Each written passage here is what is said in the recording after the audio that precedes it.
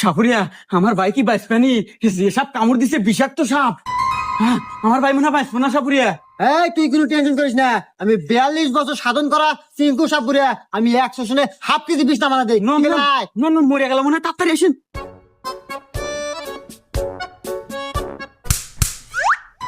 ইস বাপু, তুমি যদি আমাকে 2টা মিনিট আগে আনতে, তাই আমার এই বিষ আমার আয়ত্তে থাকে, আমি বিষ নামাতে পারি। কিন্তু এই বিষ আমার আয়ত্তে আর নাই। এই বিষ চলে গেছে পদ্মা দেবীর আয়ত্তে, আর সাথে মারাও গেছে।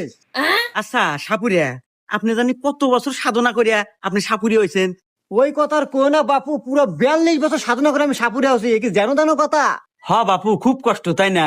আচ্ছা সাপুরিয়া সাপ, আপনি যে কইলেন ওই মারা গেছে, আরে বাপু ও তো সাপই কামড় দেয় নাই, ও তো ঘুমাচ্ছে। আর যাক সাপ কামড় দিছে এ তো ঘরের মতো। হুমুন্দি কয় গিরা না, এত পেশাল পারে ঘুমায়ও শান্তি নাই।